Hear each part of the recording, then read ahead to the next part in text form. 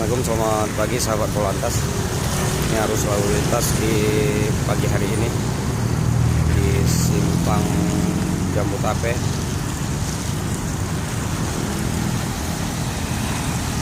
Himbauan kita untuk seluruh warga Kota Banda Aceh agar berhati-hati karena cuaca hujan, jadi jalan agak licin.